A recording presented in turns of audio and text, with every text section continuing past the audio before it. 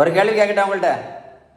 இந்த உலகத்தில் யாருக்காவது சுகர் மாத்திரை சாப்பிட்டதுனால சுகர் சரியாச்சா? இந்த உலகத்தில் யாருக்காவது ப்ரெஷர் மாத்திரை சாப்பிட்டதுனால ப்ரெஷர் சரியாச்சா?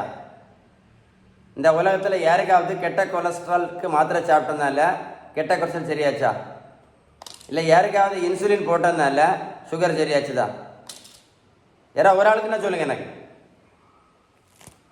சொல்லுங்கள், ஒரு ஆளுக்குன்னா சொல்லுங்கள் எனக்கு. சுகர், ப்ரெஷர், கொலஸ்ட்ரால் எதனால் வருது அப்படின்னா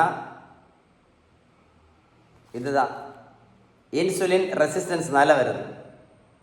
இந்த இன்சுலின் ரெசிஸ்டன்ஸை சரி பண்ணணும் அப்படின்னா ஒரு வழி தான் இருக்கு, ஒரே ஒரு வழி தான். அதுக்கு பேர் தான் பேலன்ஸ் டயட். நீங்கள் பேலன்ஸ்டு டயட் எடுத்தால் மட்டும்தான் இந்த இன்சுலின் ரெசிஸ்டன்ஸ் சரியாகும். இது சரியான மட்டும்தான் மாத்திரையை நடத்த முடியும், இன்சுலின் நடத்த முடியும். அது புரிஞ்சுடுங்க முதல்ல. இதை தெரியாமல், இந்த விஷயத்தை தெரியாமல் நான் வெந்தயத்தை சாப்பிட்டேன், காலையில் ரோட்டில் ஓடினேன், கொஞ்சம் ப்ரோட்டீன் பவுடரை சாப்பிட்டேன், கொஞ்சம் கரிஞ்சீரத்தை சாப்பிட்டேன், கொஞ்சம் பாவக்காய் ஜூஸை குடிச்சிட்டேன், கொஞ்சம் வெள்ளை பூசணிக்காய் ஜூஸை குடிச்சேன்னு சொல்கிறது எல்லாமே ஷேம். இதெல்லாம் ஷேம். இந்த இன்சுலின் ரெசிஸ்டன்ஸ்னால தான் இன்னைக்கு நல்லா பார்த்துக்கிடுங்க. இன்னொரு முன்ன விஷயம் இருக்குது. இந்த இன்சுலின் ரெசிஸ்டன்ஸ்னால தான் இரத்த குழாய்க்கு உள் பக்கத்தில் பிளாக், இந்த மாதிரி அடைப்பு வரும். அதுக்கு பேர் அத்திரோஸ்க்ளரோசிஸ். அந்த பிளாக்குனால தான் இன்றைக்கி நிறைய பேர் ஹார்ட் அட்டாக்கில் நல்லா இருக்காங்க, செத்து போயிடுறாங்க. புரிஞ்சுதா, புரியலையா? அப்போ எது முக்கியம், எது ஆபத்து? இன்சுலின் ரெசிஸ்டன்ஸ் அவ்வளோ ஆபத்தானது. இதை சரி பண்ணுங்க.